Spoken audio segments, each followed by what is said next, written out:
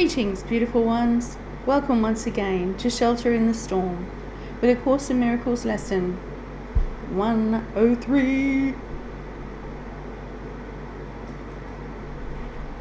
Okay, we're just going to backtrack a little bit in section C of part 5, still in chapter 6, and we're just going to do the one page. We're just going to backtrack a little bit though and reread a little bit of the previous paragraph.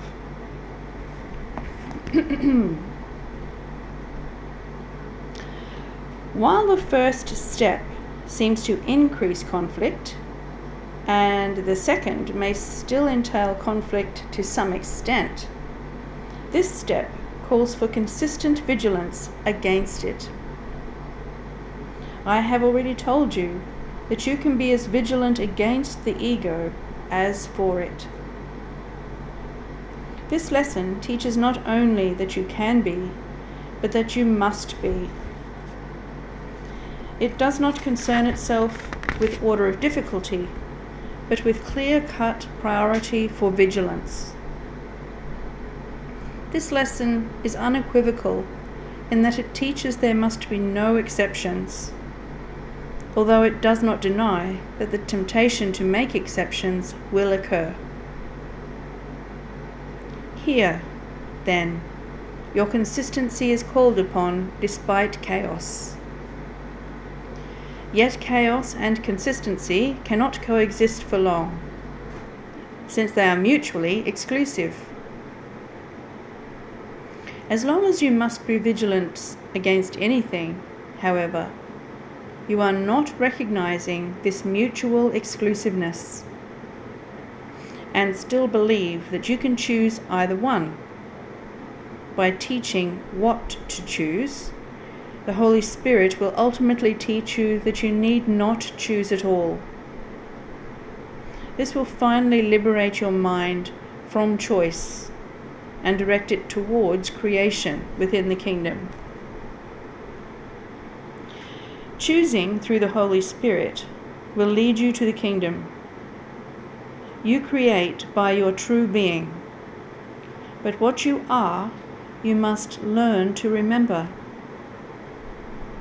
The way to remember it is inherent in the third step, which brings together the lessons implied in the others and goes beyond them towards real integration. Excuse me. If you allow yourself to have in your mind only what God put there, you are accepting it as it is. Since it is whole, you are teaching peace because you believe in it. The final step will still be taken for you by God, but by the third step, the Holy Spirit has prepared you for God. He is getting you ready for the translation of having into being by the very nature of the steps you must take with Him. You learn first that having rests on giving and not getting. Next, you learn that you learn what you teach and that you want to learn peace. This is the condition for identifying with the kingdom, since it is the condition of the kingdom. You have believed that you are without the kingdom, and have therefore excluded yourself from it in your belief. It is therefore essential to teach you that you must be included, and that the belief that you are not is the only thing that you must exclude. The third step is thus one of protection for your mind, allowing you to identify only with the center, where God placed the altar to Himself. Altars are beliefs, but God and His creations are beyond belief because they are beyond question. The voice for God speaks only for belief beyond question, which is the preparation for being without question. As long as belief in God and His kingdom is assailed by any doubts in your mind, His perfect accomplishment is not apparent to you. This is why you must be vigilant on God's behalf. The ego speaks against His creation and therefore engenders doubt. You cannot go beyond belief until you believe fully. Can't go beyond belief until we fully believe. Okay, yeah. On to lesson 103. God, being love, is also happiness. Happiness is an attribute of love. It cannot be apart from it, nor can it be experienced where love is not. Love has no limits, being everywhere, and therefore joy is everywhere as well. Yet can the mind deny that this is so, believing there are gaps in love where sin can enter, bringing pain instead of joy. This strange belief would limit happiness by redefining love as limited and introducing opposition in what has no limit and no opposite. Fear is associated then with love, and its results become the heritage of minds that think that they have made it real, that what they have made is real. These images, with no reality and truth, bear witness to the fear of God, forgetting being love. He must be joy. This basic error we will try again to bring to truth today and teach ourselves. God, being love, is also happiness. To fear Him is to be afraid of joy. Begin your periods of practicing today with this association, which corrects the false belief that God is fear. It also emphasizes happiness belongs to you because of what He is. Allow this one correction to be placed within your mind each waking hour today.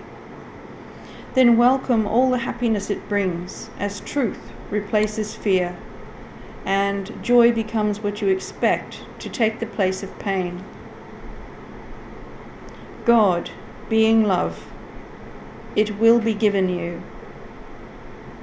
Bolster this expectation frequently throughout the day, and quiet all your fears with this assurance, kind and wholly true.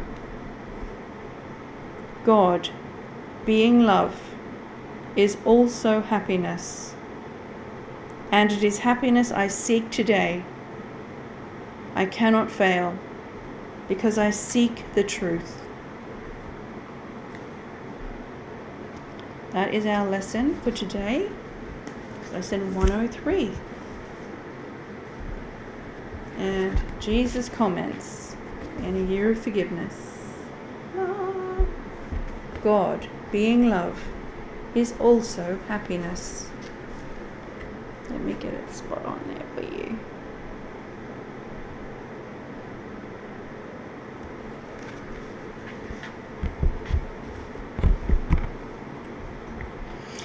You are blessed beings, indeed. I am that one you know as Jesus. One of the great lies that has been perpetrated on your collective consciousness is that you should fear God. It is not God that you should fear, but fear itself. You have heard this phrase, nothing to fear but fear itself, and that is true. Fear is an illusory feeling, idea, and energy that permeates the body and causes everything in you to disconnect from love and shut down. Fear is self-created. Your mind makes up stories that terrorize you. And you have been fed stories from the time you were little that have terrorized you. Every time you get that horrible sinking feeling that you have sinned, been bad, or done something terribly wrong, you are out of order. You are incorrect. And that is why you feel so awful. You have disconnected from truth, which is love, freedom, joy, and happiness, which is God.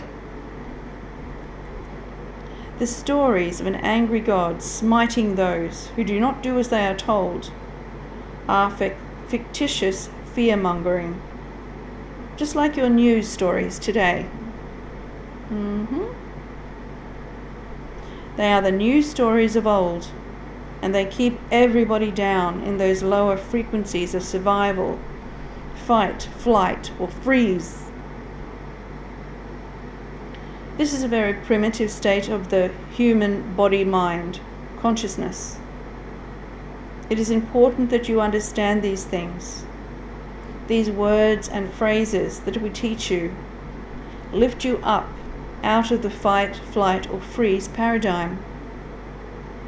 That is the world of the ego and of death. The fight, flight, or freeze mentality ages and terrifies you and puts you in hell. These loving, compassionate, kind, and true statements we ask you to repeat to yourself to recondition your mind into alignment with love are the opposite of that. They are the truth. They feel good because they are the truth. I am that one you know as Jesus, and we will see you again tomorrow. Indeed you will. Much love. Namaste.